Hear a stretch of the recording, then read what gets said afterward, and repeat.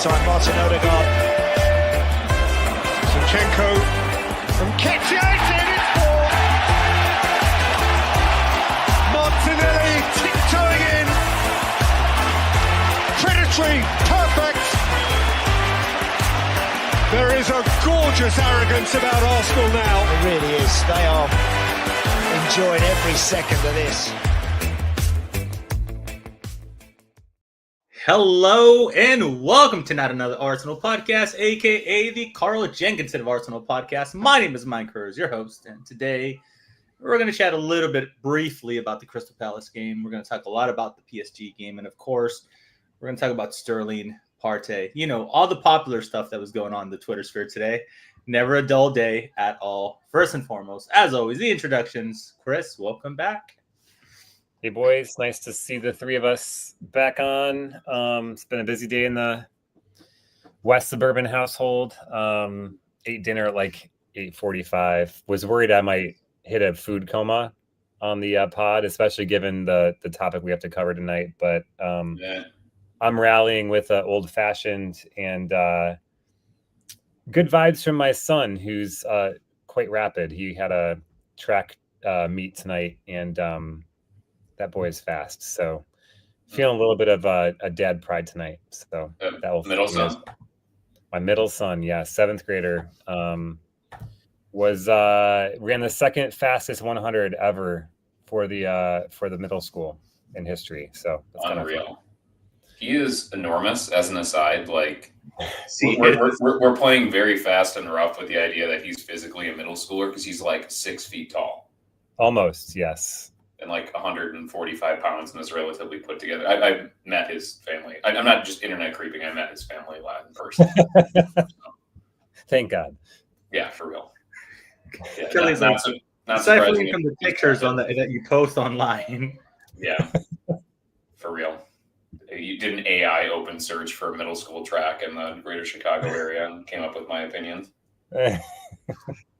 So Chris is doing well, I could see. As you guys know, my boy made me proud today with a dance rehearsal, funny enough. So not quite the athletic force of nature that Chris's son is quite yet at the tender age of 6, but he's getting there. He's a young, spirited, very charismatic, and very confident young man, which brings me all the joys. From Kelly, the picture, Mike, he looks quite talented, but I'm not quite sure about the color of the shirt you put him in tonight, Mike. I mean, I was expecting, if you're sending a picture of your son, he's wearing all black, and he was wearing a white shirt. What is that? Going against type. Yeah, exactly. He stayed at Mama's house tonight. No, I joke. We're together under one roof. Kelly, how's everything going on your end, brother? Good.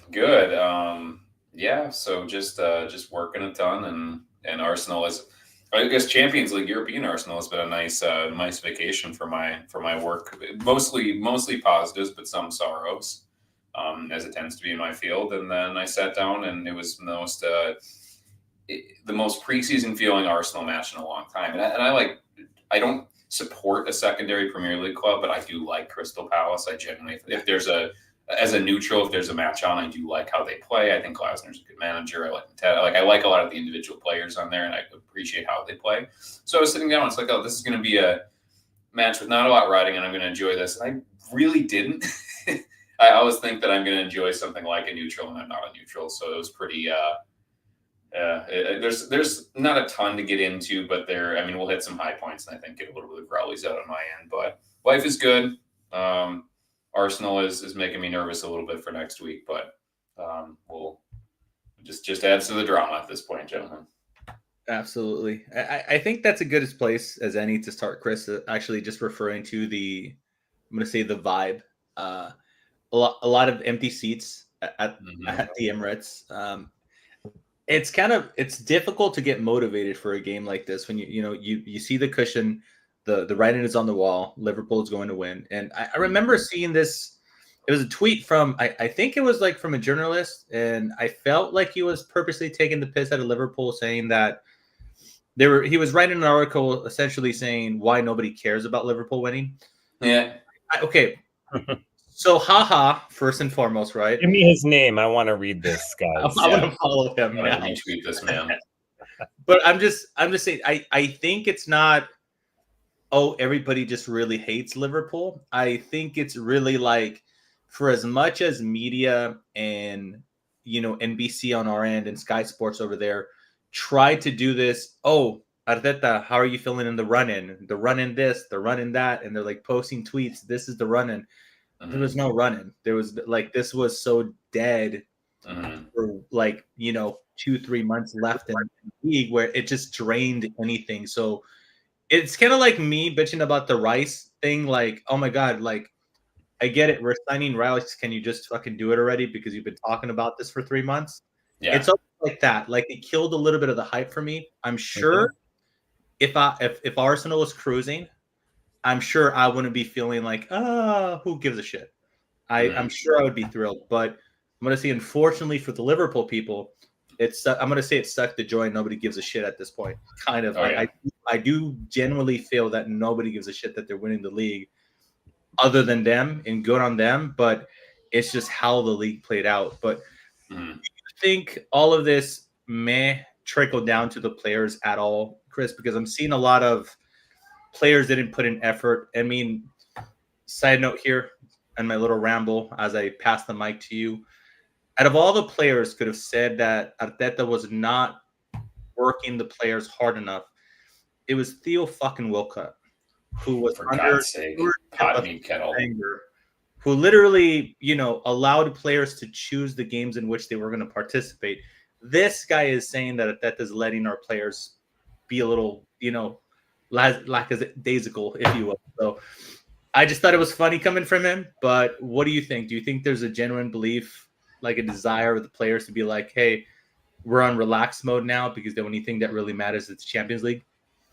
It's hard to feign importance in something when you know that it's gone. And I think everybody knows it's gone. I mean, it's not even in our hands now. If Liverpool were to win the next game, us winning this game didn't matter anyways.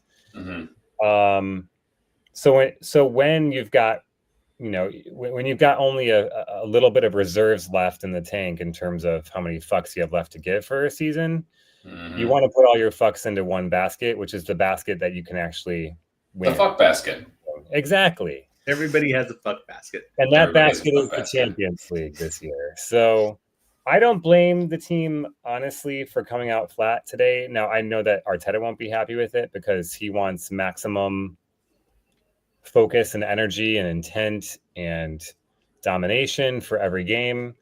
But when you think about, you know, 50 plus grueling games, you think about yet a third league campaign that's, you know, been quite competitive, although this one may be less so. A Champions League run, which has gotten us deep with a big game ahead. And then with like a pretty rotated squad when we were playing Sterling up front, which, you know, the human white flag that he is now. God, I mean, like the guy from Weekend at Bernie's would have been more useful on the right hand. Yeah, we're set for that reference. Just have somebody wheeling his dead carcass out in a wheelchair. It'd probably been doing more good than Sterling did. But you got him, you know, you've got Marino not even in the squad. You got Ben White not even in the squad. I mean, we were playing a lot of first teamers, let's be honest. But when you're going to have everybody looking forward towards the semifinal, everybody has their eye on that, and knowing that the league's gone, and you've basically tied up top 5. It's not done and dusted yet, but a lot of things would have to go really, really poorly in the last 4 games for that to slip out of our fingers. Yeah, it's natural to overlook the game, and I think fans are doing the same thing. As you mentioned, Mike, you know, there were tweets about how many empty seats there were, how many tickets that were available hours leading up to the game. And I think that suggests to you as well that fans are kind of over the league season as well, that, you know, they're not putting in the hard yards of going on a Wednesday night and after work and, you know, doing the pre-gaming and, you know, staying up late the night before work and all that kind of stuff. So yeah, it brings a general malaise over the league season, but I think luckily it means that we've got bigger fish to fry this season, and that's the Champions League. And I hope that we use this period of time in between now and the PSG game to really refocus ourselves and prepare for what I think will be a really, really competitive two-legged tie. So yeah, I don't think that I think a lot of players were not going into tackles, and there was some stats that were read. I listened to the Arsenal Vision post match on this one, and we won like half as many duels as Palace did, which is totally out of step for what we normally do. Again, Ben White missed with the birth of his child, or whenever that happened. He's a fairly private person, so at some point that happened. And this was the match that he missed for that. Marino was straight up out of the squad to rest him, and he's been he's been our primary center and our best center forward, including even with Trossard scoring a lot recently. Has been our most effective center forward and has been playing very well when he's played further back too. This was just not. We saw Timber step out of tackles. We saw Lewis Skelly not getting ahead of steam. Like it really was one of those matches where it's pretty clear that we're just we didn't have the same out of possession and in possession intensity and focus that we typically do. And Palace has some good attackers and they can run with space, and they gave it a whack. And I don't think they were particularly secure at the back, but it really had a feel of when you can't, the last couple matches of the season, if you can't affect your league position and like both teams are kind of on the beach, it was kind of one of those let's go out there and try, but let's not get hurt type of thing. There was none of the fight that it could incite us like Ipswich had last week, where they were holding on to their last sliver of potentially staying up. So they were fighting really hard, and then it gives us something to kind of like push back against. It was really just kind of a low energy kind of, when we get in the attacking third, we'll give it a try and we'll see what happens and just kind of knock it in there, and everybody's kind of flapping around. It was a weird match given how intense we've been lately, because we just recently gave up the ghost on the league season, and every Champions League thing is like an insane amount of intensity. So I just think it was one of those where the team either chose not to or just couldn't muster up what it took. It's a good point, Kelly, because I think if you're one of the players who knows you're going to play an instrumental part in the Champions League semifinal, I think in the back of your mind, whether it's conscious or not, you're thinking about just getting through the game without getting injured so that you're fit and ready to play in the champ. Because, we've had 3 semifinals in our entire history in the Champions League. These things do come around very often. And the last thing you want to do is get injured in a meaningless game against Crystal Palace 8 days before, whatever. It's not like we have prolific depth, and we know that. Like, the players are not stupid. Like, they are aware of the fact that we are. I think we're past that. We're not threadbare anymore, but like, there's not a lot of alterations that we can make to our starting 11 that won't cause a very, very, very serious problem over 2 legs to PSG. And very rarely have we been in this position as a club to basically just hyper prioritize the cups, because the previous 2 run-ins, and like even the one before we were pushing for top 4, have been really, really intense all the way down. We've been deep in European competitions. We've been trying to do both. And it's just, I'm happy that I want Arsenal to have easy walking pace wins like they did against Ipswich, but I understand that that's not a realistic thing. But I would rather finish third and give it our truest hack at the Champions League and do everything we can to prioritize that, rather than finish second 4 points ahead of third and treat like these Premier League run-in games like they matter just as much as the Champions League, because they don't. Yeah. Okay, it's just picking at something that you mentioned, Kelly. You mentioned that Merino was rested. Now, it's reported that, and actually it was reported for Ben White as well, that both of them were down for fitness issues. Now, I've known Arteta long enough to know that man lies through his teeth. A lot. So you could expand on this as much as you want, Chris. You could just say yes or no. But are you expecting Merino and Ben White to be included, and Merino for sure starting the Champions League game versus PSG? Oh, how do I want to say this? I was a bit surprised that Merino wasn't in the squad, at least. At least raised a question, but given his importance to how we play right now, that he is our one and only target man, and that PSG press a ton, and that we're going to need to go long at some points, whether he's playing, as the left 8 or as the striker or interchanging with Trossard. We need him fit. So if this was Arteta's, this is maybe twofold strategy for Arteta. One of it might be take him out of the squad, so I'm not even tempted to play him. Mm. It could also be, I lost the other one. Take him out of the squad so I don't play him, and also just give him the rest that he needs, because we're going to need him in 8 days. And we got to see how he played with potentially the starting 11 we're going to have against Ipswich anyways. And so if there is, if he is dealing with slight discomfort, a knock, whatever, take him out. Don't even give yourself the option to play him. Make sure that he's fit, because the most important game is not the Crystal Palace game, it's the PSG game. And we need him fit, because if we don't have him, I don't know what our midfield looks like, to be honest, without Partey and without Jorginho. It's probably Rice, Odegaard, and then pick your poison of Zinchenko or Miles Lewis-Skelly, maybe Calafiori if he still exists. But it looks really ugly in midfield if Marino isn't fit for PSG. And so let's just make sure that he's fit by then. It takes an awful lot for Mikel Arteta to make these, because he wants to win everything. He wants to win every duel, every half, every possession. He wants to win all of it. So I would assume that it's probably a pretty open, collective dialogue that, okay, this is what our top priority is, and we are trying to win. But I wouldn't be surprised if we're talking again Lewis Skelly and Timber and being like, do the best you can, but you're not we understand. This is not one of those things we're going to put it up on the whiteboard and point and yell at you as we watch the tape. If you don't go through a tackle, because going into a 50-50 with Jefferson Lerma in the middle of the pitch, who has absolutely nothing to lose in this match, and getting a stud on your knee and being out for 3 weeks it could be absolutely disastrous. So coming out of this, not.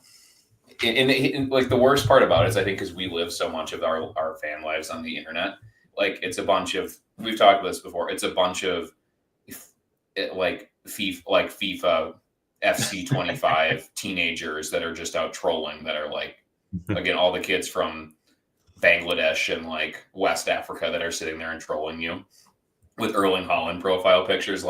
That's the frustrating part. It's Arsenal bottle jobs again. And you get the random Chelsea accounts, and you get the random Manchester United accounts, the bottlers, or the Spurs. It's you're fucking 16th. What are you talking about? What?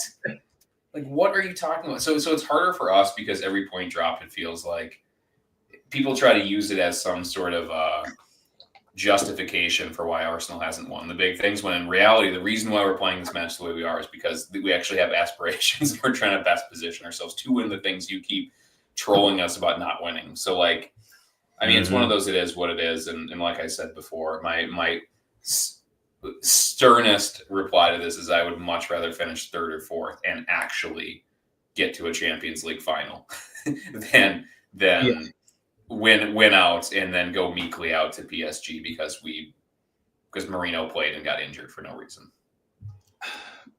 You hit on multiple points on things that I wanted to discuss, but I feel like we're never going to reach the game. But I sorry, bud. No, but you mentioned this, and I just a vibe feeling, Twitter feeling, and beef and banter, however you want to interpret it. Yeah. How are you guys? Just because you said it, Kelly, are we all okay if we finish within the league 3rd or 4th?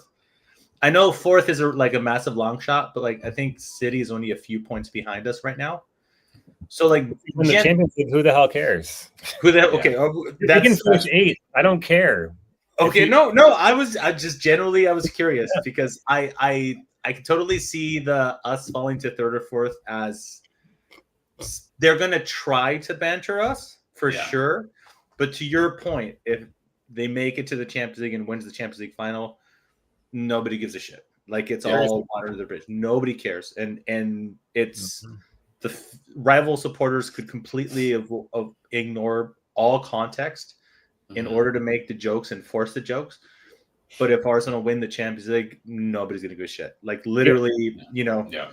The only joke they have over us, anyways, right now is that we have never won the Champions League. Once we do that, they've got nothing left to banter us about. So if we finish 8th, if we finish 4th, if we finish 2nd, if we get relegated, which obviously is impossible, but we win the Champions League, I do not care. Yeah, this is the ultimate goal. And like Chris had mentioned before, the fact that we have this is our 3rd Champions League semifinal. You think of all of the elite players, some of the greatest players in the history of European football that have existed within the Champions League era, right? Like we've only had 3 of these chances. And like I'm here to tell everybody, like not especially with like the hoodoo masters Real Madrid not in here, like the best team does not always win the Champions League. The point is getting yourself there.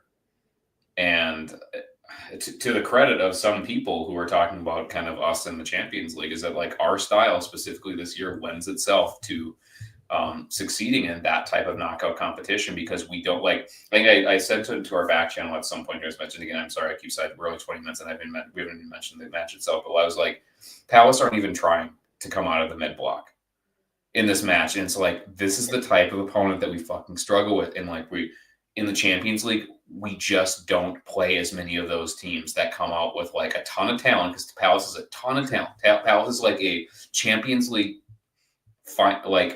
place winner in every other domestic league besides the Premier League. Like literally, if you drop that team in the Bundesliga, they finish 3rd. You drop in Serie A, they finish 3rd or 4th. Like they're really like in France, they're finished 2nd. Like they have a ton of talent and they're really good and they have a really good manager. And it's like, when you put really good managers and really good players and they play this like sterile mid block and just want to counter you, and you're playing Raheem Sterling's crusty old ass and like a bunch of players who are trying not to get into 50-50s, like shit happens. And we still only got popped by 2 worldly goals, like a dumbass giveaway, which we'll get to, that led to a worldly goal, and like a training ground worldly goal where like a really good player just hacked the ball into the ground. And it happened to go and bounce off the inside of the post and go in. Like, nobody wants to hear this shit, but like, that's accurate. What do you do? Very accurate, really. Chris? Yes. Kivior. Oh, no. Chris Sterling. Yes. Oh, yes. Okay. Oh, yes. Your guy, Christian. Oh, yeah. Okay. Can't wait to get his jersey next year. that legendary number 30 kit with Sterling. All the legends wear it. Yes. Oh God. Okay. So we just had a discussion about resting players and players not going in for 50-50s, and we referred to Merino, we referred to Ben White.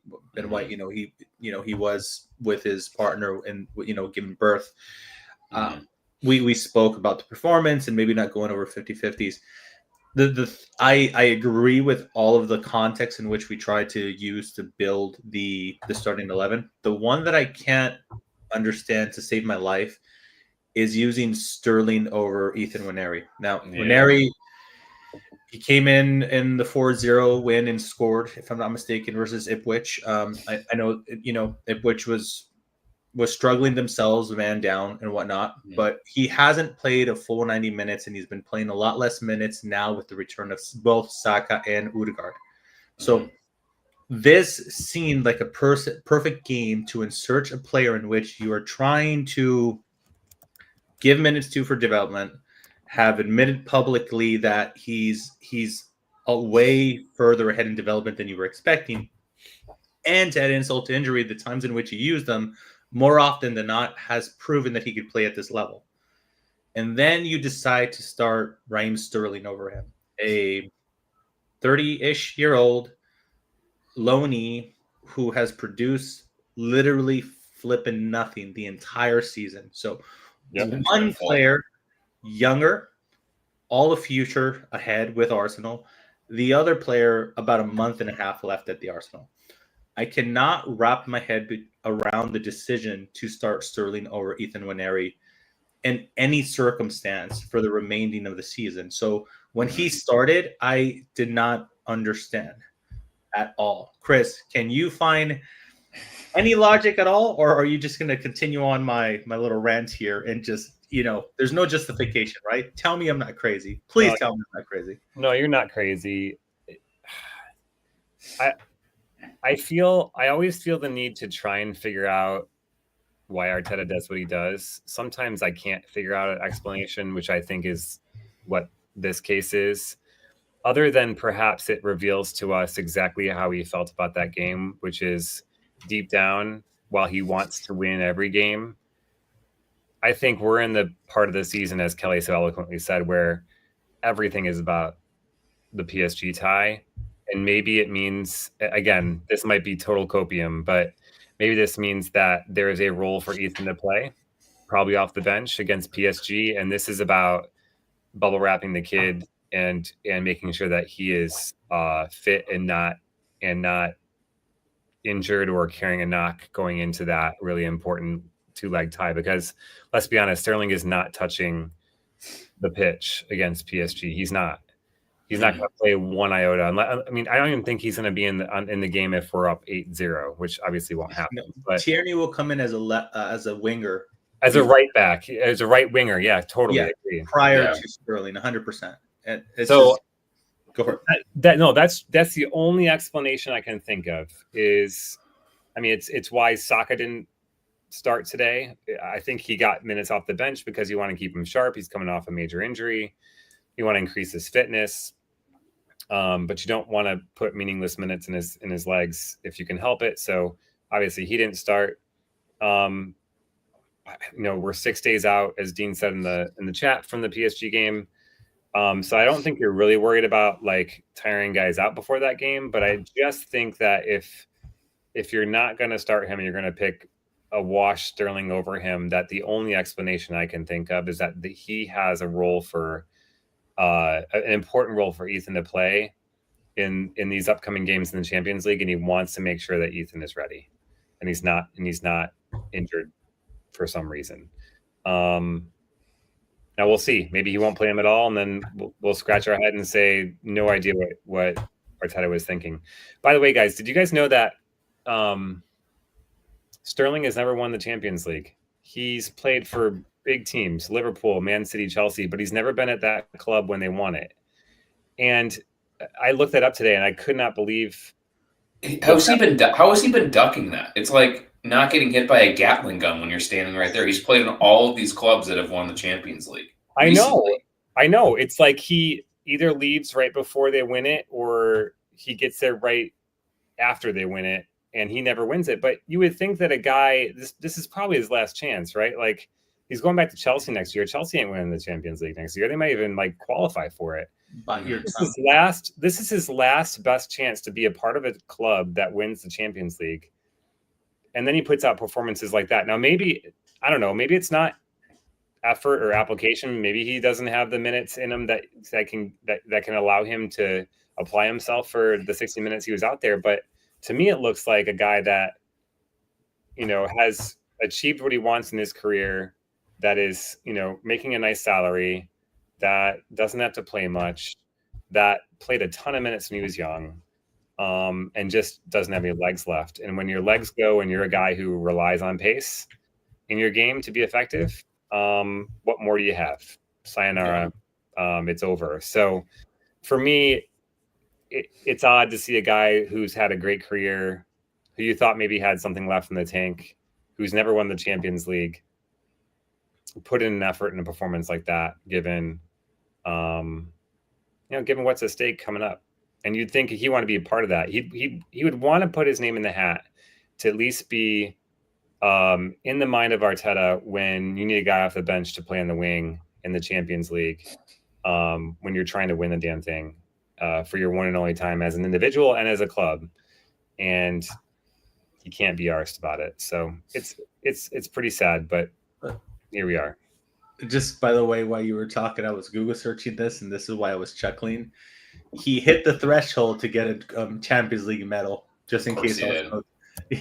It's 5 games he's played. He's participated in 6. I wondered about that too. Yeah. So if he just imagine a bare ass minimum to get the medal. Bro, I would die laughing if that happens. So, yeah, there's a useful analogy to his contribution to the season there, where he's just going to pick up his CL medal, and it's like, surely, Grandpa, like 50 years from now, you got that playing for Manchester City? No. Chelsea? No. Liverpool? Liverpool? Nope. I was the worst player on Arsenal, including a club that had legitimate children playing in their club, and I was by far the worst player. Yeah, a literal 17-year-old played like 1,500 more minutes than I did that season. At his position, in fact. Exactly. Okay, absolutely love that. So we're all in agreement. Hopefully we don't see Sterling again up until we get the picture of him biting the Champions League medal, and that's what we'll respond with. I thought it was going to be Ben White, but when somebody tries to hold Champions League over our head, it's going to be just Raheem Sterling giving the whole bite on the Champions League medal. Amazing. Something. Let's get into the actual game here, Chris. Kivior, wonderful start. Kelly mentioned Crystal Palace kind of never left their low block, and I thought that was pretty fascinating in the sense that we were ahead of the game in 2-3 minutes.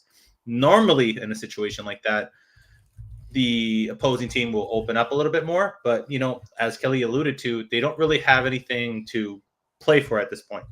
They're not going too further up on the table. They know they can't go down because the 3 teams that came through plus Spurs have been absolutely awful this season, so they're safe. But here we are. Kivior starts the game. It was a corner, I believe. I'm brain farting right now with the goal. I just remember the absolute beautiful header. I also remember the absolute thank you. Yeah, I also remember the absolute horrible defending. But hey, nonetheless, you have at it. That's the first dad of the night celebrating Kivior's goal. Have at it, Chris. Yeah, it was beautiful. We've been better at set pieces lately. I mean, we've always been good at corner kicks.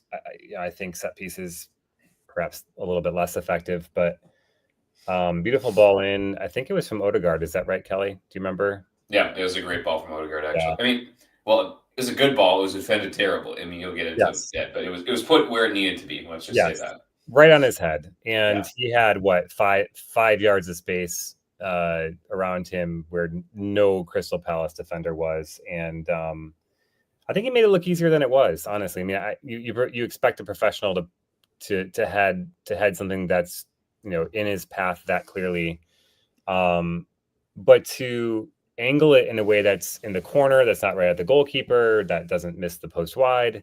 You see that a lot of times with open headers off of corners or crosses from big guys who should do better.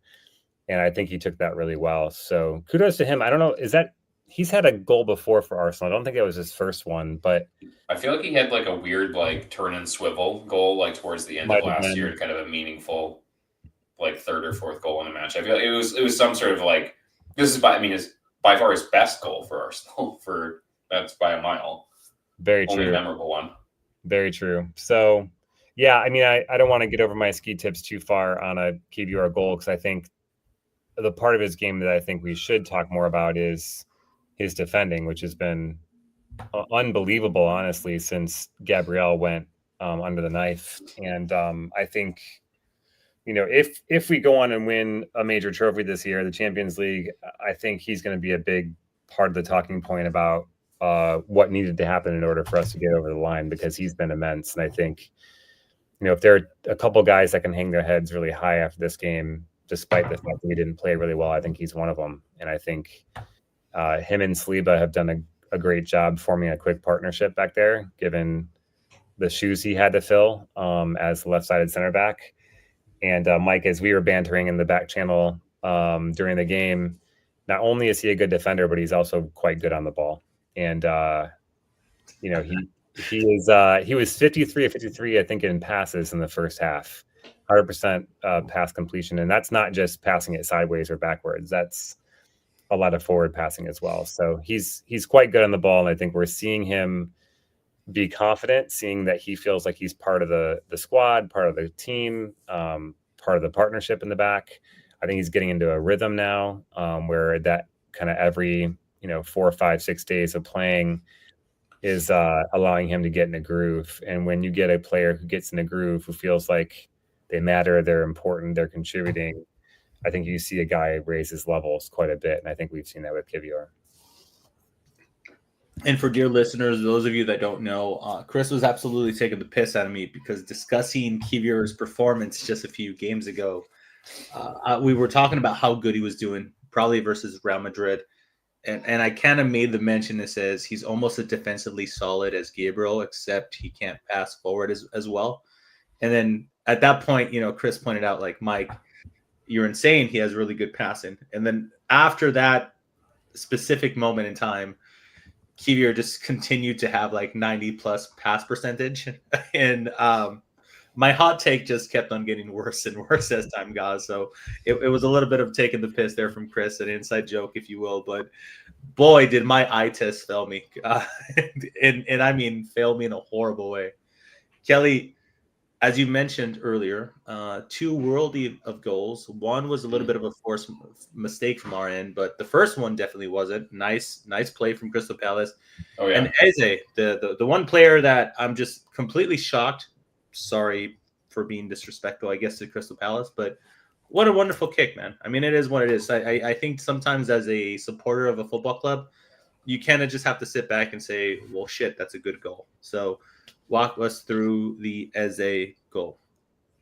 Yeah, I mean, it's a hat tip to Eze. Eze is outside of the top like 6 is probably one of the very best attackers that we have in the league. He's an incredibly talented player. He's that very interesting type of, like, depending on how this is going to be like an unfair comparison because he's lived in a bottle since they won the Champions League, but like he's kind of a little bit of that attacking Swiss Army knife that like Jack Grealish was when he's like sober and committed, basically, where he can play as a number 10. He can play as like a left 8 who's driving. He can play as a winger. He has that really kind of versatile, creative offensive game that can unlock other people and he can get shots for himself. And I think maybe what he's done best is, again, like if I'm going to watch if I'm not hate watching, so if I'm actually watching a neutral match to actually like enjoy the match, I do tend to watch Palace. And he is he's gotten extraordinarily better at creating his own shot and finding his own shot. He scored some really, really nice goals this year, and a lot of them are from his own making, right? So this was a training ground thing, but like he is quite good at just picking spots, shifting the ball really quickly, and getting accurate, hard shots on target. And I think this is one of those that anytime that you're doing a volley at your waist level from the top of the 18, it doesn't matter who you are, you're lashing at it, and the goal is to get it on frame. And he kind of, I can't remember who said it, was either in a background or tweet. It's like he got it in the 2-foot square he needed to get to score. Basically, that it was really like the hardest mini golf hole, and you have like 2 balls widths to knock it through, and you just blast it and it goes right through there clean. He hit it perfect. Like Raya couldn't get there. I mean, there probably could have been closed down a little bit more, but like it wasn't.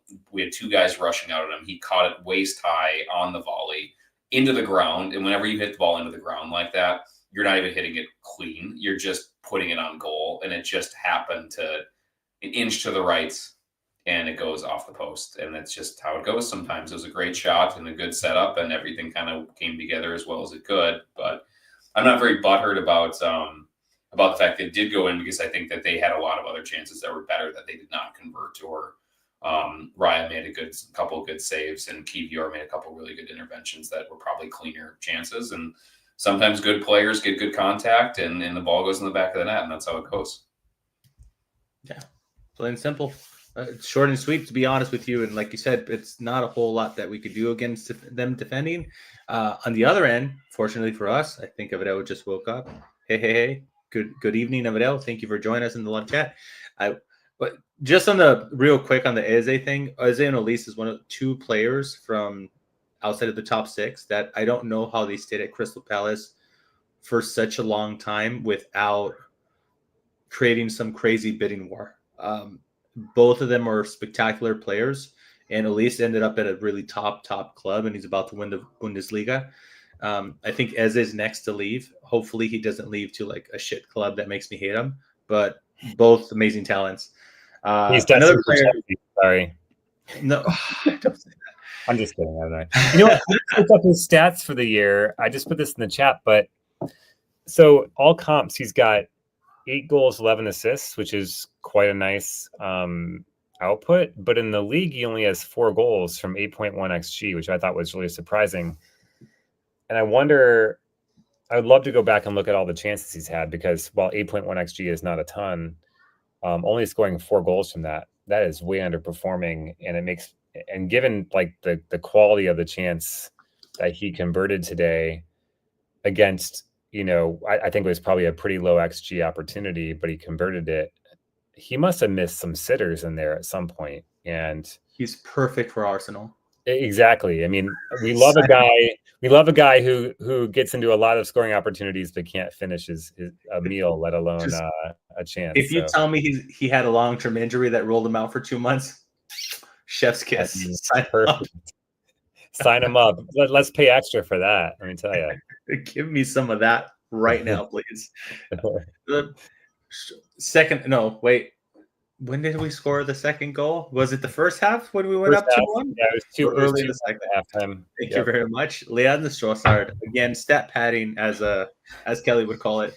Chris, I thought it was a clean goal. I still remain that, like, I hold firm in which I like Trossard's way of playing, because his head is always to find a shot.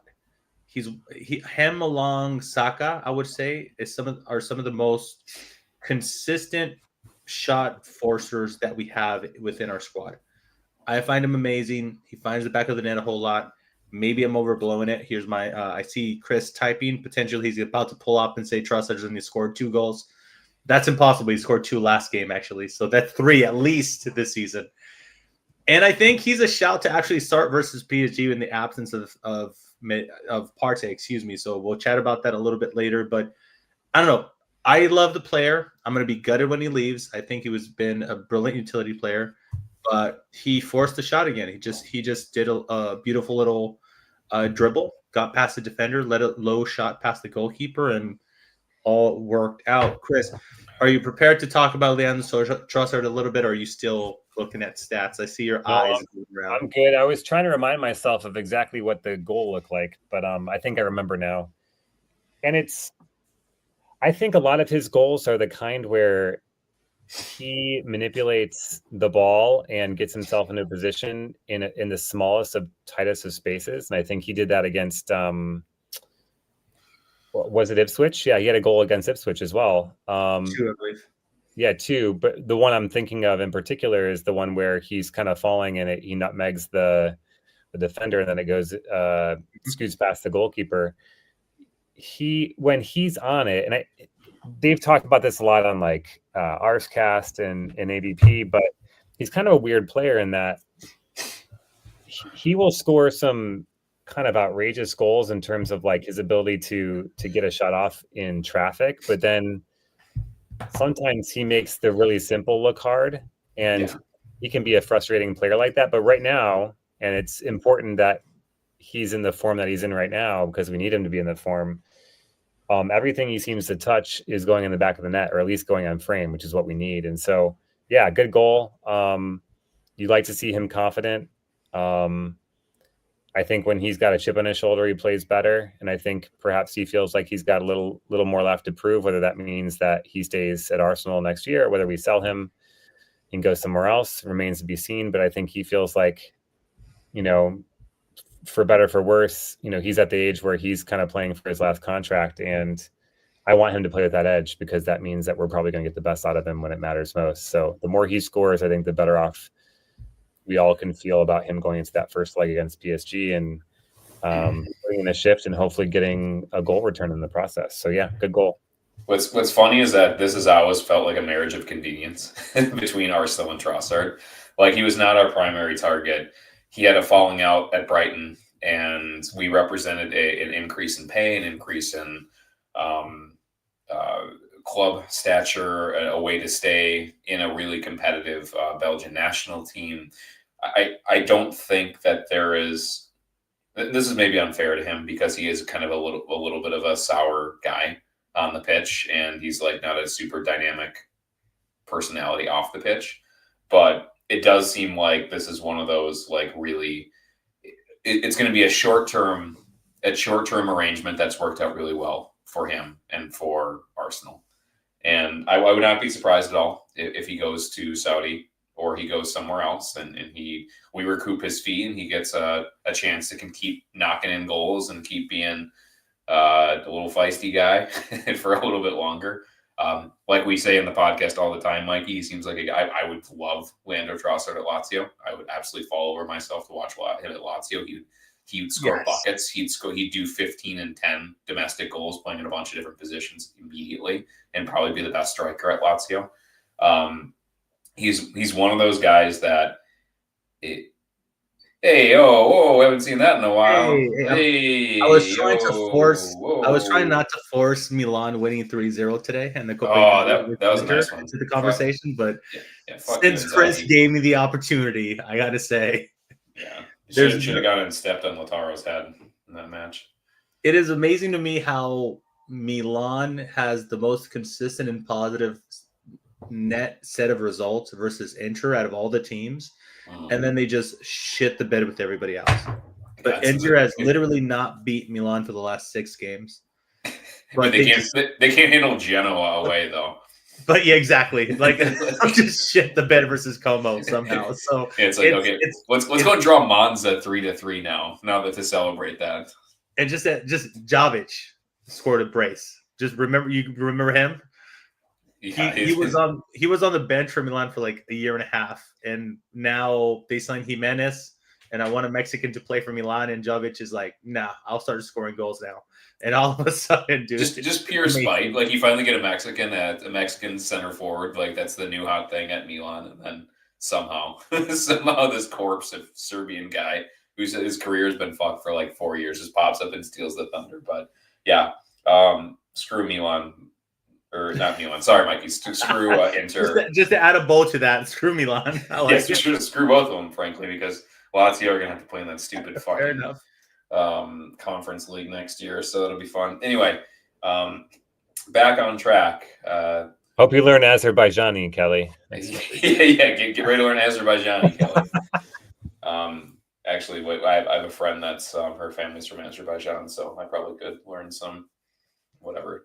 I don't know what she speaks. They speak some sort of language. I was gonna say, I dare you to tell me the language because I have no clue. I honestly don't remember what they speak. She doesn't give a fuck about something. I would ask her. Right on. Back on track. Let's see what she said. Anyway, let's get back to praising Trossard. Yeah. So back to Trossard. So what's weird about Trossard though is like I think if he's starting consistently, like you're not doing the best you can. But when he is there, the thing that he can do is score. And he tends to score in bunches. He's a very streaky scorer. And maybe like a nice side effect of maybe some of our paucity of options right now is that he is playing and he's in good form. And he's doing, like Chris said, he's doing Trossard goals, right? He's doing the getting into, he's getting in behind. He's making really quick decisions. He has really intelligent finishing. He's had nutmeg finishes. He chops it. He can shoot with both feet. He's an incredibly useful player when you just need a gadget to score a goal. Like he doesn't do the running of Martinelli. He doesn't have the physicality of Marino or the creativity or the match intelligence that Marino has. But what he can do at this stage of his career and at this stage of his Arsenal career is that he's a little bit of an individualist. And he can spin some people and he can get clear shots on goal, and he will take quality shots with both of his feet from a bunch of different box positions. And weirdly are like makeshift strikers. Both of those guys can do that, which is funny. They can't do any of the other striker things. They can't run in behind. Like they can't, like they're not traditional in any sense, but what they can do that is really effective center forward play for both of them is that they can get their shots off inside the 18-yard box, whether it be headers, right foot, left foot. Like there's a lot of finishing versatility. And so when something falls to them, even though they're probably like the 10th and 11th best player in our team, we are probably in a position that besides Saka, we have some of our best and most reliable finishers inside the 18 playing center forward. And that's important because like, I think in a perfect world, we would like to have, Partey is in second gear this match and looked really good, and he's not there. So Trossard is going to play center forward. And I think Trossard has played center forward the last 2 matches because that's where he's going to play against PSG. and we're just going to do the best we can with it, even though he's about the 6th option there. It just is what it is, and then Marino's going to play further back, and we'll go from there.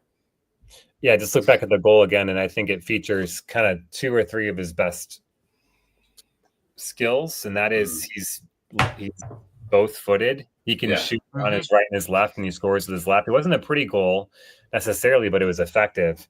And then his first touch, I mean, Timber fired that ball into him under pressure, and he just kills it right into his path on his left foot. And, you know, without that kind of, that's Sterling receiving that ball, ball's out of bounds. It's bouncing right off. Kickball.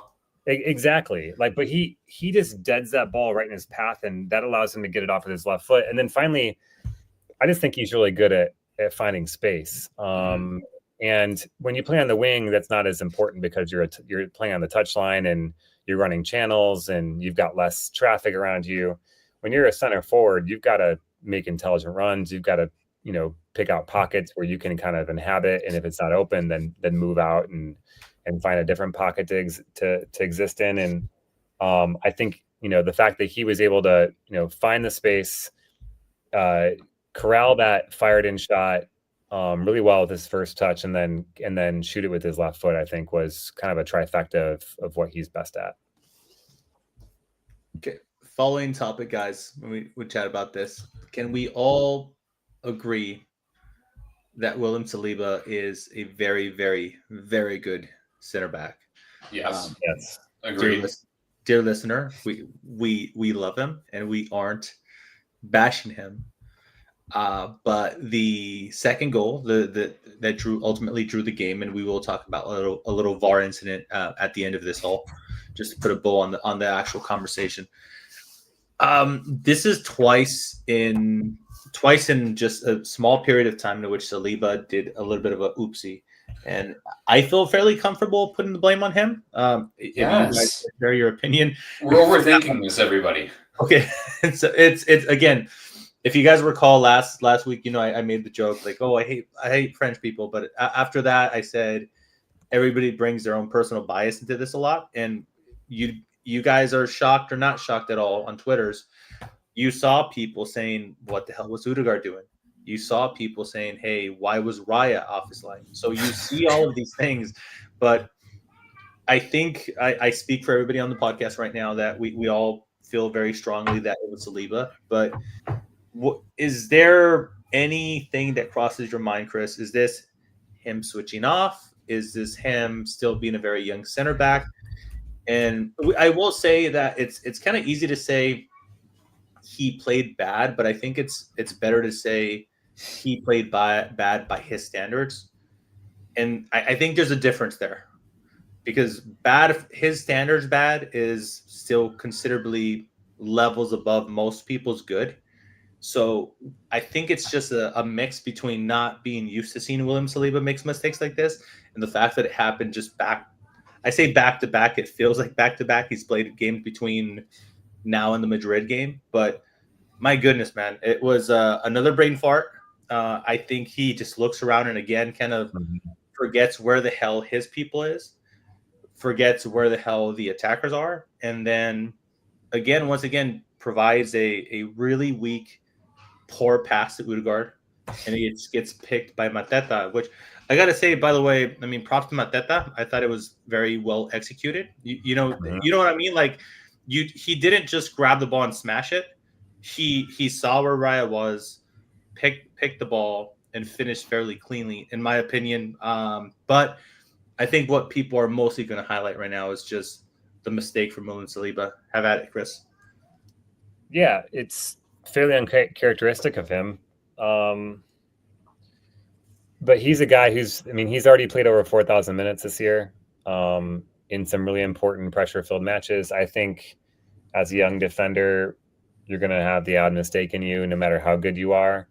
I think this is a case of probably being mentally fatigued a bit, losing focus, all the things we talked about at the top of the pod, which is this game doesn't matter as much.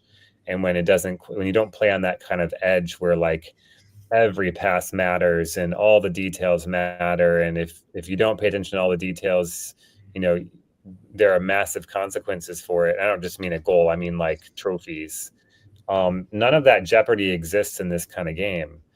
And so when you don't have that jeopardy, just naturally, I think you are not quite as focused. And I think that's what it is. I think it's a lack of focus. I think it's probably a little bit of fatigue.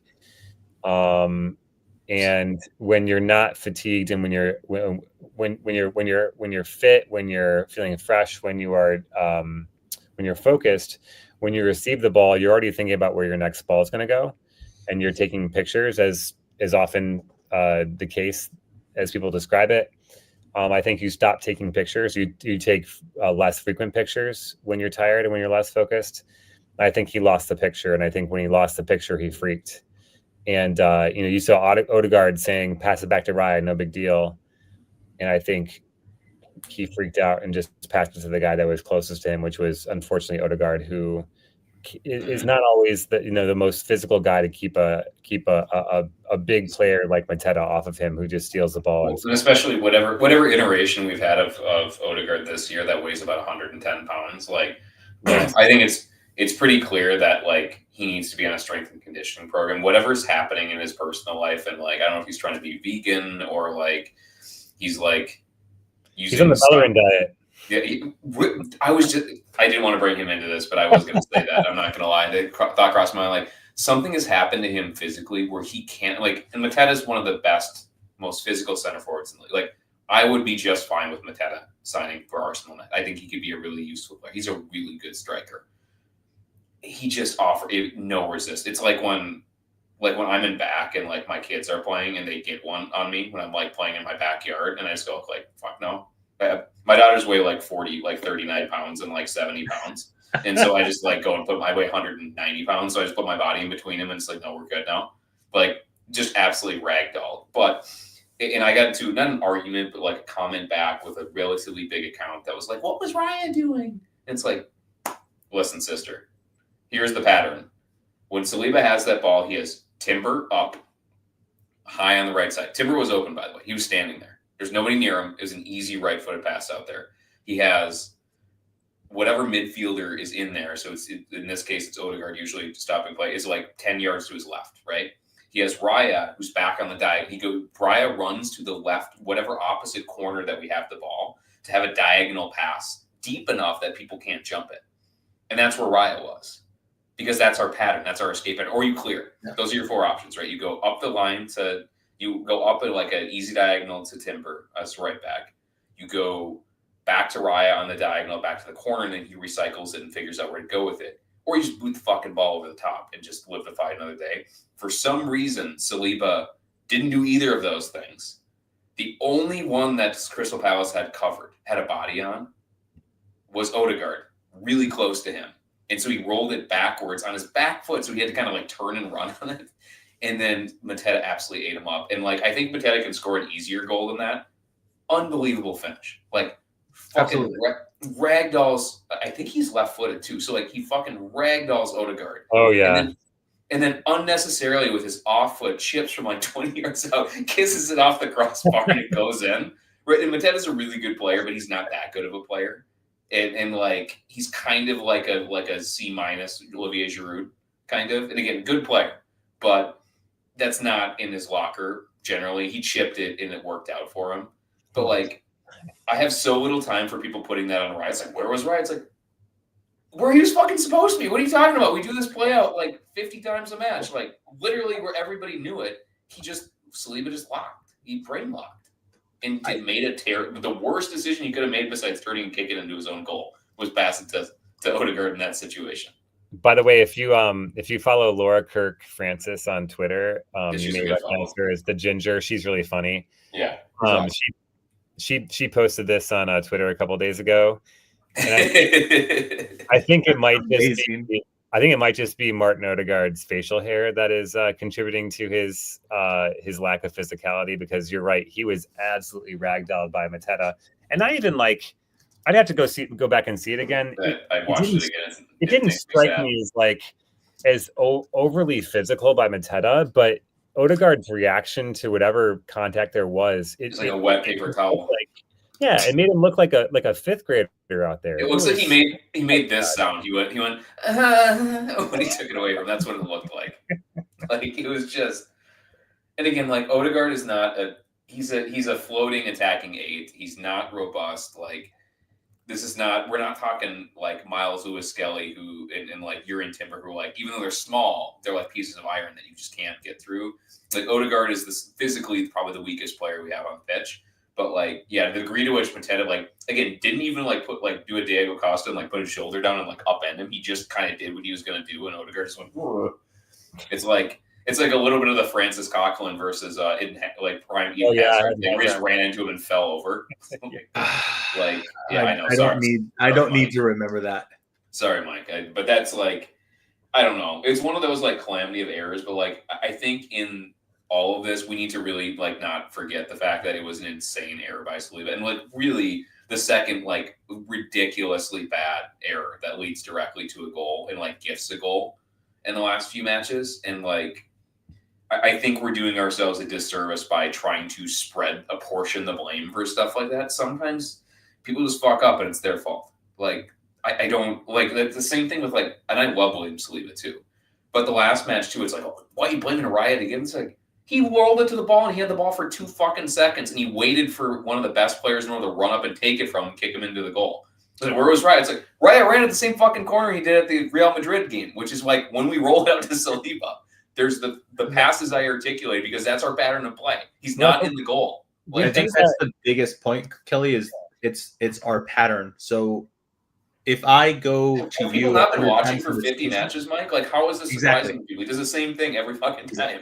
We do that because basically Raya's an auxiliary center back at that point. He's the center back pairing, and then we can push up somebody else in the midfield and we get numbers. That's how we progress the ball so well, is that we basically have a ball playing center back and Raya playing in possession in the first phase of attack. So in most matches, Raya will take a touch in the circle or in the opposition's half. In most like in our group chat, I will call it out every time. It's like, because there was like, I think 2 matches ago, it's like, I think it was Kiwior was playing one back. It's like, oh, he really underhit it. So like, because he was out of frame, right? It's like, no, Raya's 50 yards from his goal. It was not underhit. It was hit directly to Raya. He was just literally closer to the halfway line than he was to his 18-yard box.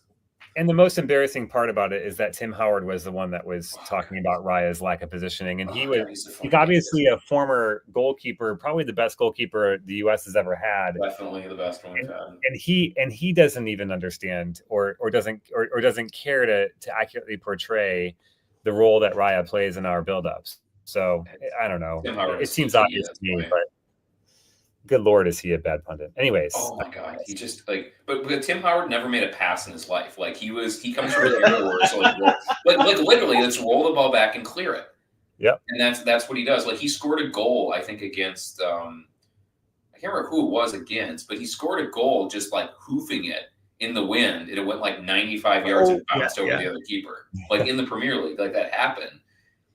Like it's just, he comes from a different era and he's one of those like, here, big aside, sorry, Mike, I'm a beer and a half in. Like, if you want to talk about the most like Jurassic fuckery, spend 5 minutes listening to his and Landon Donovan's podcast. Like, you'll want to leap through the screen and strangle both of those fucking idiots. Like, the like just out of touchness just washes over you. It's like, how have you two played professional football like as recently as like 8 or 9 years ago? And like, do you walk, like you're both employed in media. I think Landon Donovan's been a coach. Like, how do you not know what's happening here?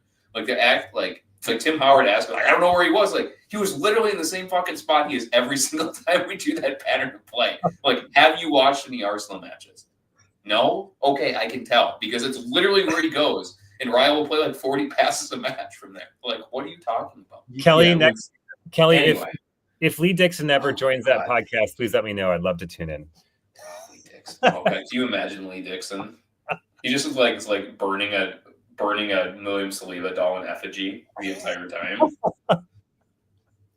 It's like you know what I hate? Everybody. Mike, you're on mute. Mike, you're on mute.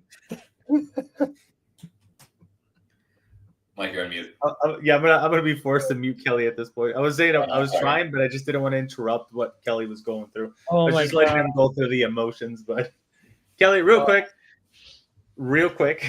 hear me out now. Yeah. We had it go disallowed. And listen, you guys know this from the back channel. I was over the league many months ago. The Champions League is just a bonus for me. I wasn't expecting it. Okay. Mm-hmm. So I still believe Mike, by the way. Come on now. My biggest issue, My biggest and only issue regarding this call, based on the angle that was given to us, is priors.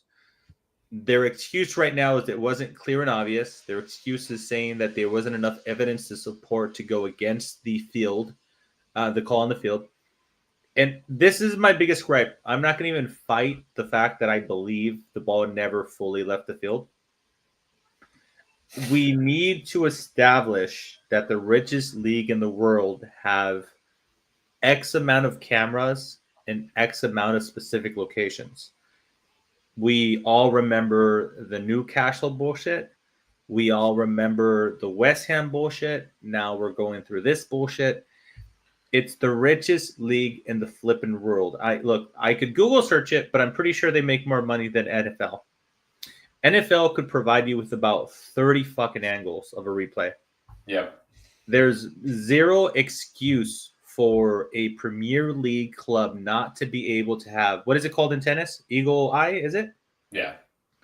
There's We zero. talked about this a bunch of times too. We've spoken about this a tons of times. Now, look, again, I am at the point where, hey, we spoke about this earlier in the podcast. We opened up with this. The league is over. There's no run-in. Our players are probably most likely thinking themselves about Champions League. They're maybe those 50-50, not fully committed. So I'm not going to be outraged about this. And, we're all tired of talking about PGML. I'm just literally saying that within the confines of the league, being the richest league in the world, the fact that they don't say, hey, all you 20 teams, you have to have cameras in these exact, 6 angles, is in 2025 is absolutely fucking ridiculous. Anything you want to add to that, Kelly? Yeah, I mean, I think I replied somebody with that I know for a certainty is like a tangential Arsenal account was based out of Nwaneri, was like you can't prove that. It's like I said, the NFL literally has cameras in the pylons to make sure that things are over the line. Like they have buried cameras in the goal line. This would never happen in the NFL, and all that technology is very available to the Premier League because they got tons of money. Also, many people were intelligent enough to bring up the Newcastle goal that's appeared over there. They spent, remember, I'm pretty sure that whichever former Manchester United player went to the end line to try to prove to us via camera angles that the ball versus Newcastle did not, in fact, go off. Yeah, Neville. That fucking loser. Like, Neville goes out there with a football and tries to aim the camera to show, and there was literally no angle that proved that it went over. It was a pure guess. It looked like it was probably out. They had no angle of it. They just pulled it out of a hat and said, whatever. Like, I guess it's not a goal. And that's what they did because Premier League is incompetent and stupid and ridiculous, and they just ad hoc every single decision without any attention paid to precedent or process. Like, there's fucking winging it. So that was one of those two that, in my eyes, it looked in real time like it was out, but the only angle they provided us was through the net and through the post. And there was no way that any sane person could actually conclude, especially because it was given on the pitch, right? Like it was given on the pitch. It was not ruled out. It wasn't trying to prove that it went in. It was trying to prove that it did not go in. It wasn't offsides. They checked offsides for about 2 minutes, and it was not even close to being offsides. It was like he was onside by like a half a body, by like a yard. And they kept going back on it, and they somehow arrived with this angle that they showed, ball behind the post, behind the net, and there was no conclusive evidence whatsoever. But they decided not to give it. And it's like one of those, like, it'll get lost in the shuffle of all the absolutely fucking ridiculous decisions we got this year because the league's already lost, and like, who cares? But it's another, like, well done, boys, good processing. So you guys are at complete fucking imbeciles. And like, that shit does matter when you're up 2-1, and even if you feel like you're walking the match a little bit, like, you have to give a good goal, or you have to like do the thing that you did the last time. and not just have it completely be fucking ad hoc every time, where every decision has a unique process and a unique outcome based on unique factors every time that it goes through. And like what has been refreshing about the Champions League is that the refs are just better. And like against Real Madrid, they like even against Kylian Mbappe, who dove, they took 5 minutes and got the right call. Awesome.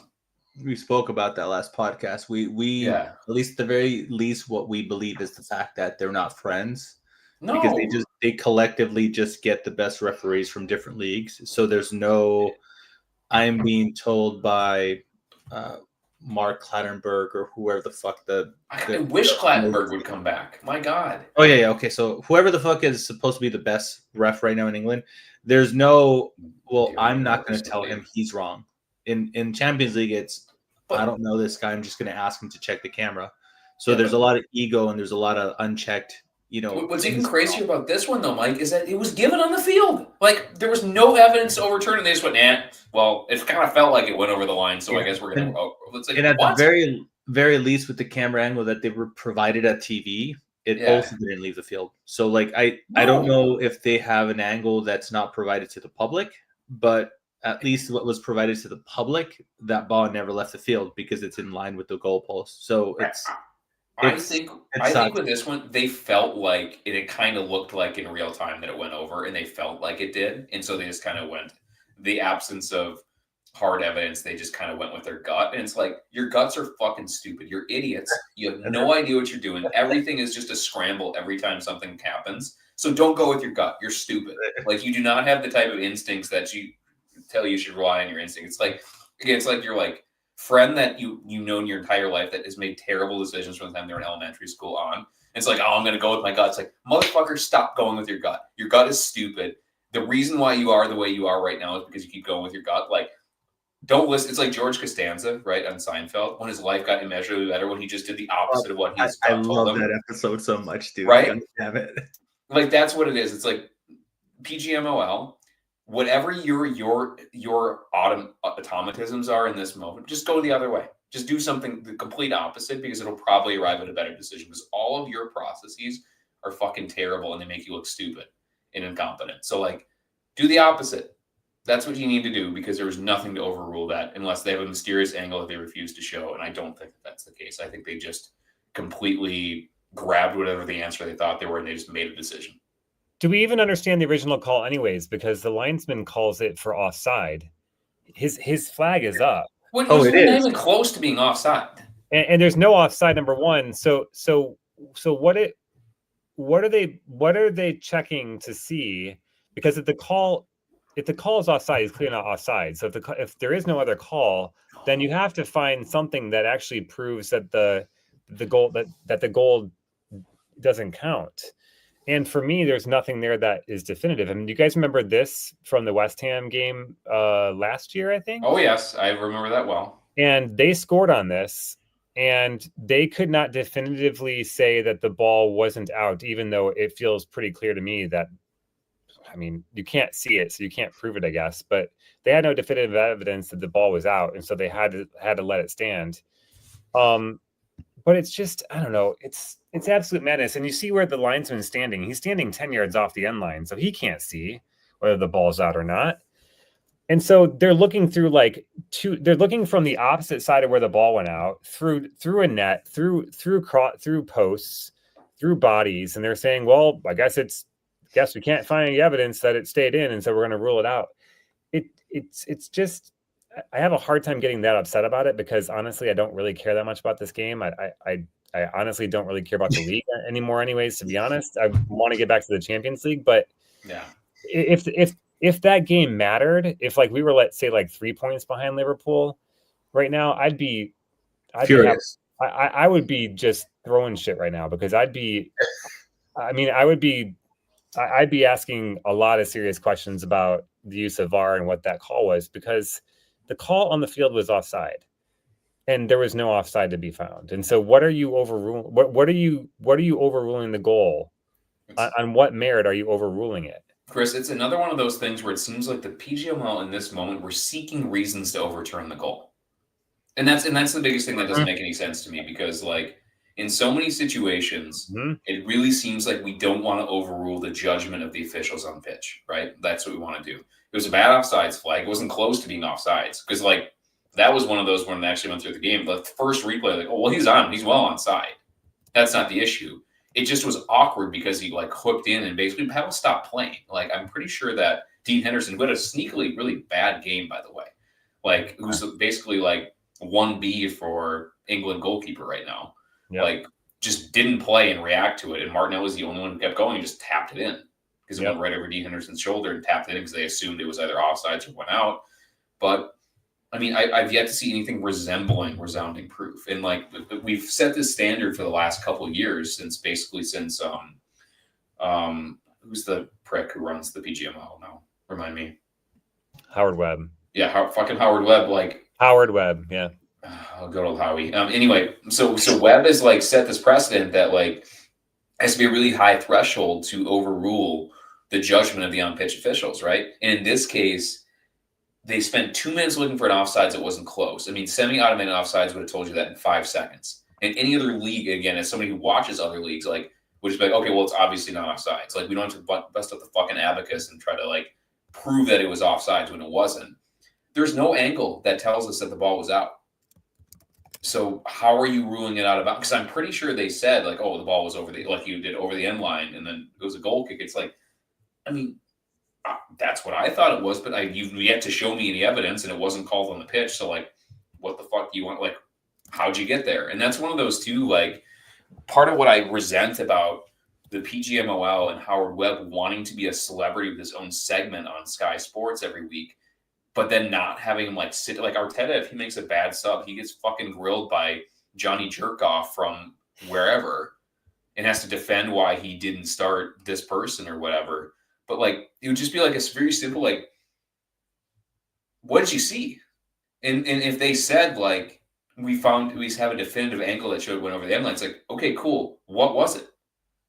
Yeah, it wasn't shown to the public. That was my initial point where, like, normally, like, they show at least 3-4 angles, and there's an angle where, like, ooh, I see where they got to that conclusion. But this one is like they showed one angle alone, and I don't know if the TV coverage angles are the same as the one provided to VAR. Yeah. But based on the angle that they showed to the public, there's no flipping way they could overrule it.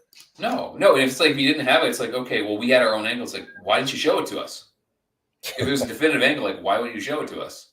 And they, like, those are basic, like, human like, my 9-year-old could ask these questions. Like, when I'm trying to go and prove, if she asks me a question and I'm like, she's like intelligently having a conversation with me, she asks why.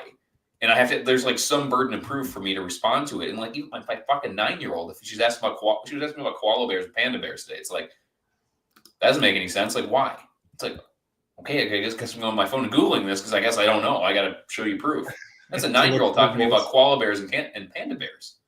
Like, I just don't understand, like, at the highest level. But, Mike, it comes back to your initial point where it's like the NFL could put a spy camera on the top of the thong of a fucking cheerleader from 2 miles away and tell you exactly what color it is. Like, and for somehow we don't have an end line camera.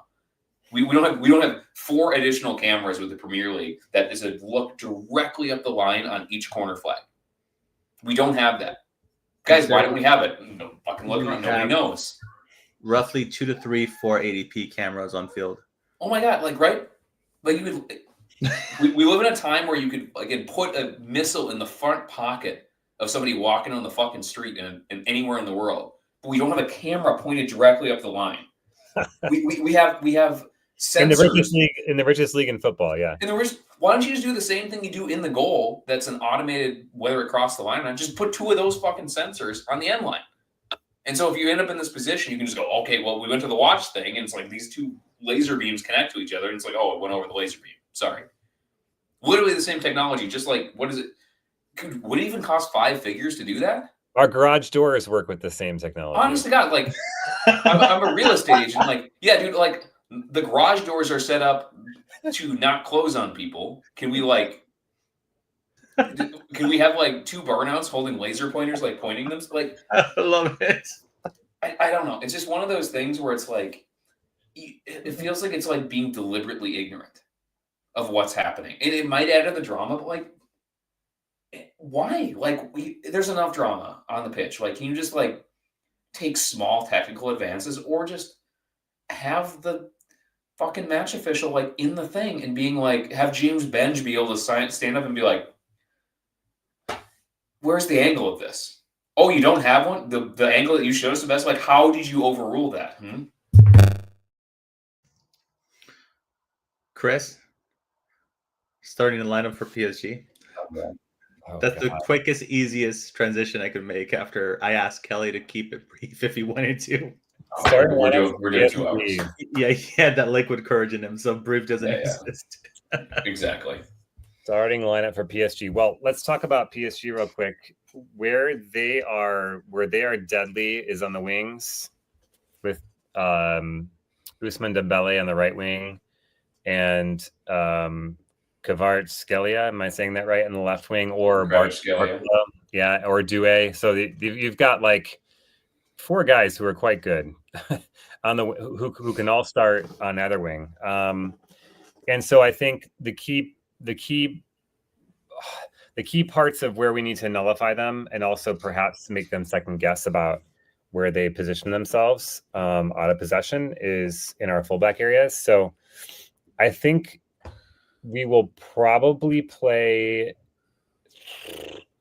Timber, because I think he's our best defensive right back, even better than Ben White. I think Ben White's probably a little better going forward. But I think we're going to want to make sure that we leave London with at least it being even, if not us, up a goal.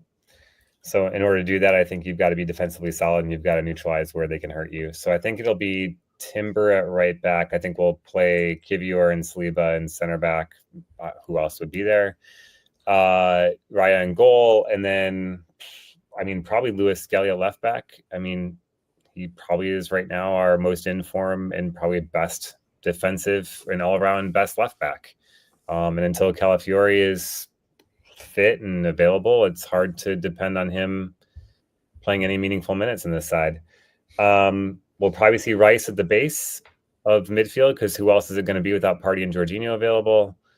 I think how Arteta deploys the midfield, though, will be perhaps the most interesting part of how we set up, because I don't think he'll just sit there in the back like maybe a Partey would. I think he'll probably interchange with maybe Marino at left 8, and I bet maybe sometimes Declan will go further forward and Marino might sit, and vice versa.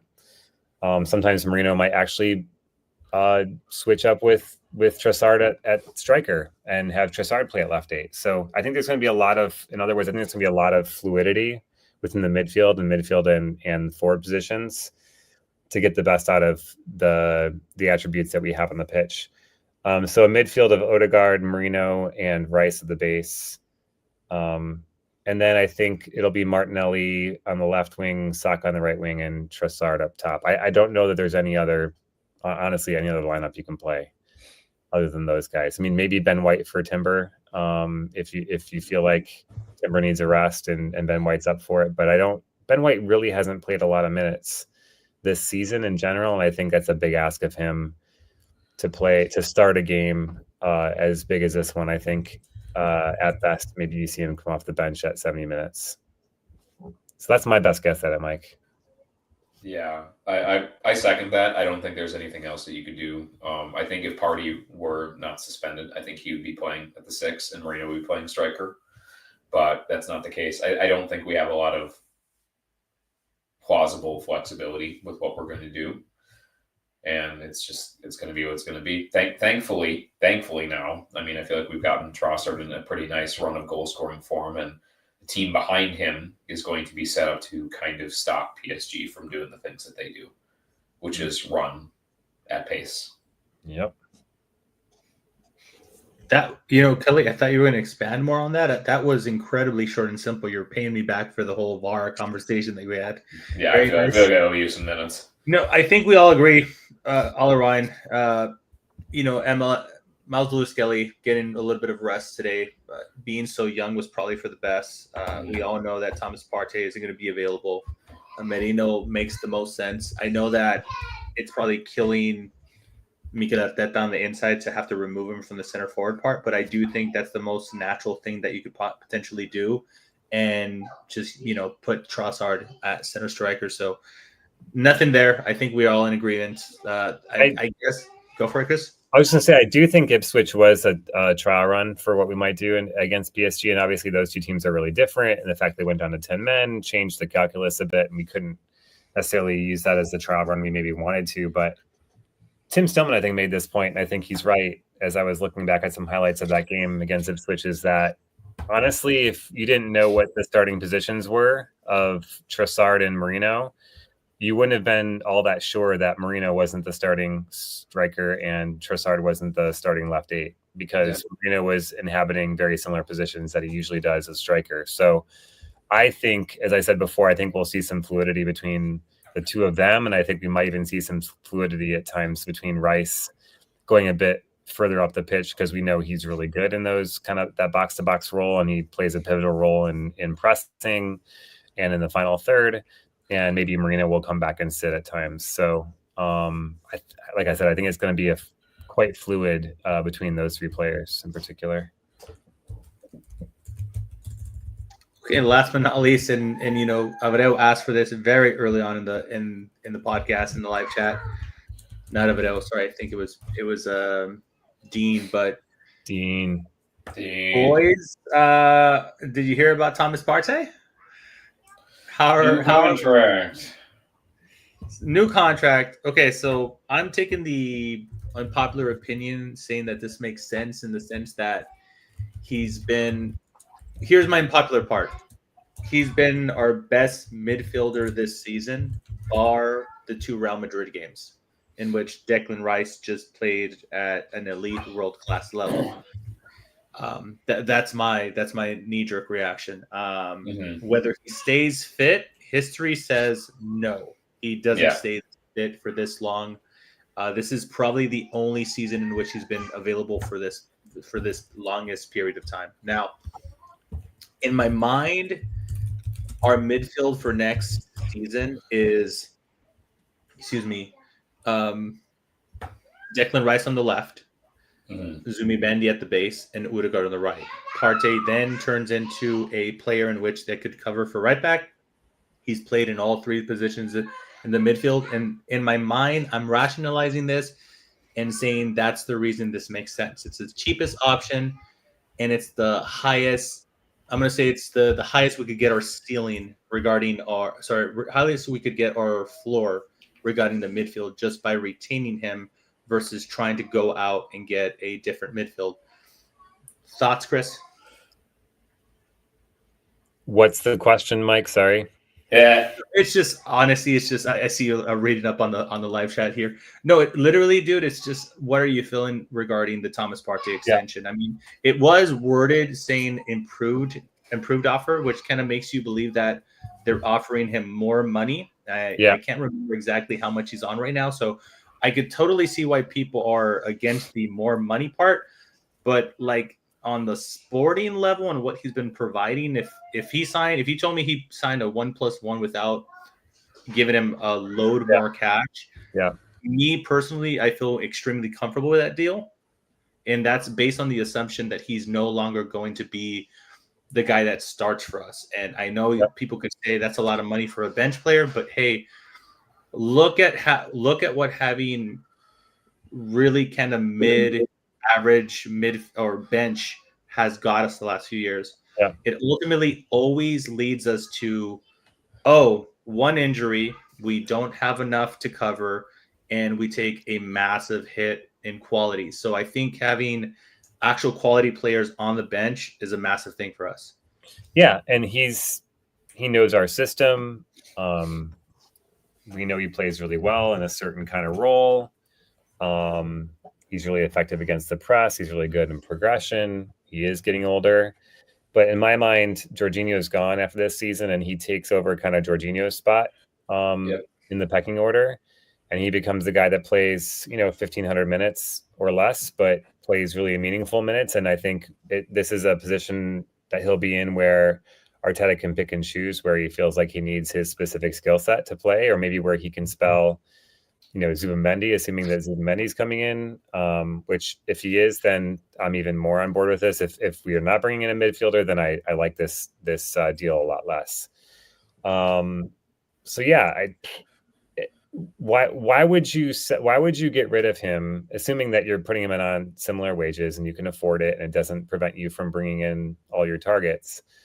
Why wouldn't you extend a guy for another year on similar wages if you know that he is a guy that fits your system, that plays a really specific role that's really important in build up, that does some really important things, and that you can reduce your dependence on him because you're bringing in a guy who's the heir apparent in his spot for the long term. So I have an answer to that question. It's all the bullshit stuff with his off-field life. The reason why I didn't even want to talk about that, but go for it. Yeah, since we're not in England, we don't have to worry about libel laws. I love you, Kelly, because I'm sorry, real quick to sidetrack. We have to discuss whether we were going to bring that up on the live, and we were like, probably best to stay away from it. No, I haven't been paying attention. And here comes Kelly, just fucking funny the conversation. Yeah, the reason why. Well, two things are two legitimate reasons why you don't re-sign Party. One is because it's a contract year, and he's going to do his best to stay fit, and it's going to be one of his last big paychecks. So the odds of him getting injured again, like he has been for the last 4 seasons, probably a lot higher than this year. So that's one legitimate reason. The second one is that the legal stuff that has followed him for the last 18 to 24 months. I guess that part is a risk, but that's why. Really, if we're being honest, 80 to 90% of the reason why fans don't want to re-sign him has nothing to do with his play on pitch, has nothing to do with his merit. Has everything to do with the kind of rumors and accusations and speculations with him off pitch. That's why.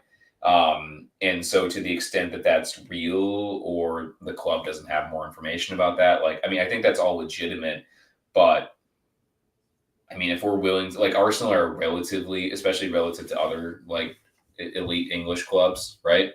Are pretty good citizens and tend to be have a pretty clean image and have some clean noses. There's nobody here that's going to come for me, right? They probably have, and again, this is probably more of a hat tip to Scott in Chicago, who does fight this fight online quite a bit. So I have to give him a shout out on that. The club very well could have information or more information, or feel fairly secure through their legal department and legal channels. There's a lot of lawyers at Arsenal that have a lot of influential positions. I don't know that the amount of caution and oversight that is in Arsenal versus other clubs would afford us the consideration to re-sign him, unless they were very confident about the legal case and kind of confident about where things stood in that department. And that, once it gets to Ornstein, it's probably been filtered through the club sources. I don't think Ornstein would go live on a US broadcast before a Premier League match, unless if Arsenal said, picked up the phone and said, hey, don't go with this. This is not for sure. This is not something we're considering. Don't do it. So I don't know. That's where I'm at. It seems more likely than not at this point. I think from a sporting and recruiting perspective, it makes a lot of sense. It's just most fans, and in the age where we're all very, very online and terminally online, and we'll grab a hold of stuff. I think there's plenty of Arsenal fans online that prefer not to have that shit followed. Anytime Thomas Partey does anything, you basically have 1,000 troll replies. Yeah, about the rumors about his personal life and his legal stuff. So I think rather than sporting merit, that's the reason why a lot of people would say no, especially since we experienced the club very online. And there has been a handful of things debunked. And the way in which England handled this is kind of it's night and day versus America. Because in America it'd be this is the exact individual. Right? Yes. In England it's a player around this time and around this location. And one thing that's been debunked, if you will, is this whole notion that he's not able to allowed to travel to Spain. And I remember there was one specific game that he missed, and everybody immediately, to your point, Kelly, online just went to that and said, hey, this is why he needs to be gone.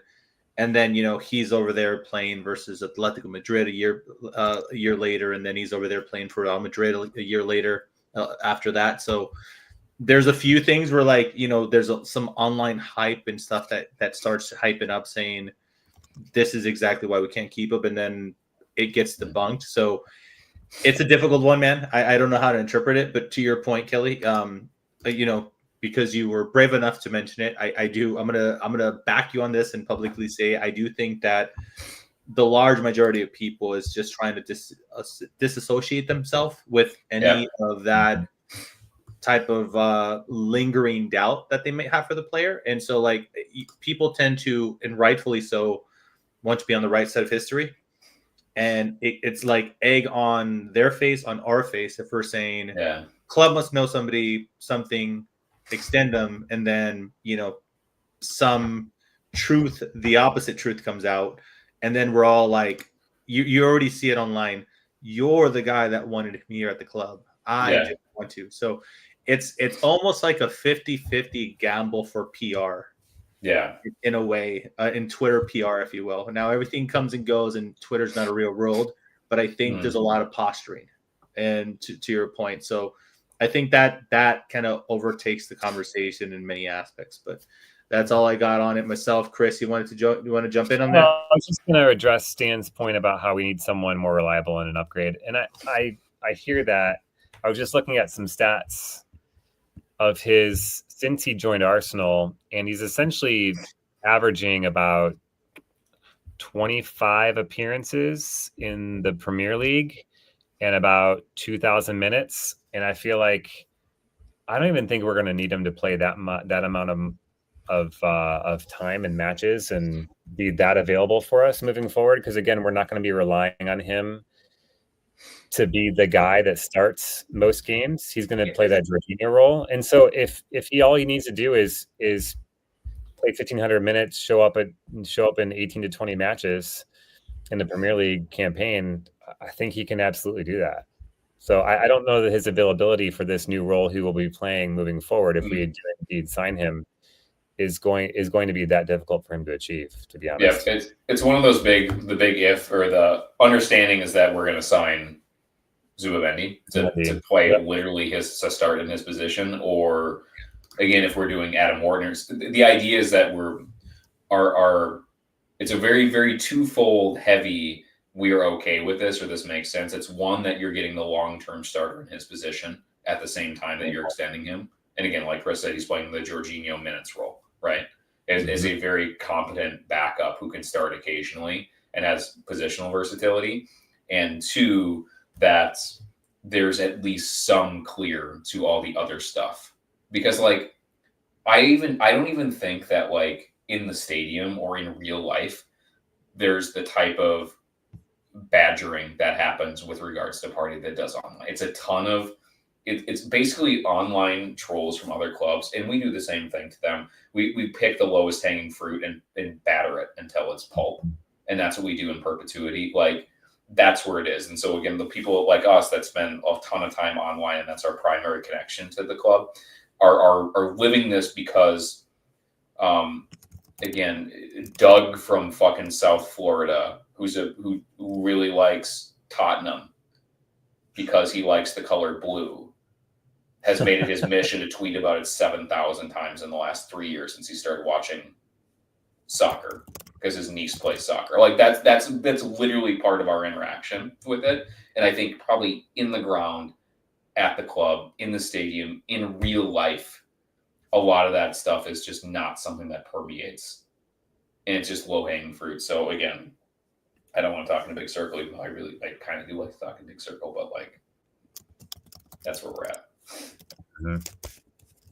Okay. Yeah. I mean, the only thing I was gonna just say is I piggyback on Chris's answer to Stan, in which I don't think that we're not buying an upgrade. I think Zubimendi's the upgrade, and for what's his name, Thomas Partey, he's the one downgrading essentially, and maybe that's part of him being 50-50 on signing the actual contract, because there's nothing confirmation wise as far as him accepting it. It's always kind of like, yeah, he's kind of looking into things to see if he wants to do it or not. So it hasn't even been confirmed. But again, I think we hit the majority of the hits on this one. We spoke it to fairly the most honest extent that we could over here in the States, because we know that in England, there's kind of different things that they have to deal with, and that's how they're going through it.